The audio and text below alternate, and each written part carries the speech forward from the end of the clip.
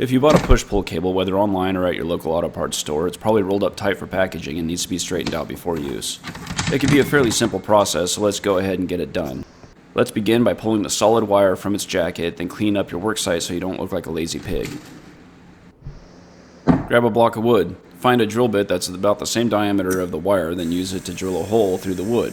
This will be our straightening die. Secure it in a vise, then feed one end of the wire through the hole. Don't forget safety glasses and PPE. This wire is going to whip around and take your eye out and leave welts all over your arms, legs, and face. Attach the drill to one end of the wire and pull it through the block at a slight angle. I'm holding the free end of the wire with an oily rag.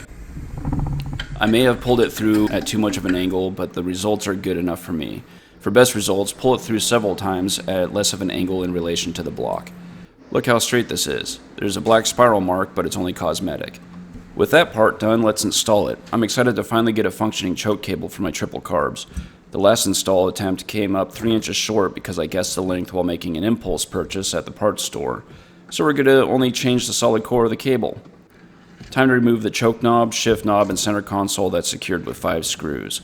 This choke bracket secures the assembly to the transmission tunnel instead of the center console. It's a mod that prevents the center console from breaking over time.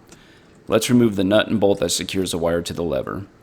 I modified the choke wire shroud to attach to the OEM choke bracket so it can be removed, and the OEM cables for stock SU carbs can be reinstalled if I decide to change the setup. Using the cable end retainer as a template, I'm going to bend one end of the straightened cable to fit. If you have proper bending tools, that'd be great. If not, then pliers from Harbor Freight work good too. With that being done, it's time to feed the wire core into the shroud and see how we did.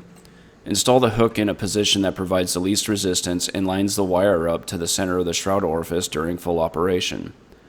With the wire being secured to the lever, let's go ahead and install the cable end to the carburetor chokes. Keep in mind with this setup, you want to secure them so that they travel the same distance when pulled. I was able to accomplish this by tightening the carb closest to the wire jacket first, and then work my way down the line while ensuring the new choke cable won't interfere with any of the moving parts. Okay, let's trim off the excess but leave enough for future adjustments. I will need to make a bracket that lines up the shroud end to the chokes so it pulls straight and allows the core to be in constant alignment during operation. But that's a job for future Adam, because f*** that guy. I think this will work, so let's test it out and see how we did before reassembling the console.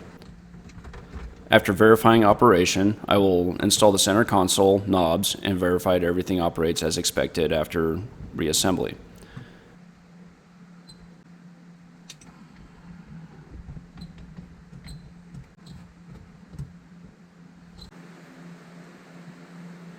Time to try a cold start and see how it works.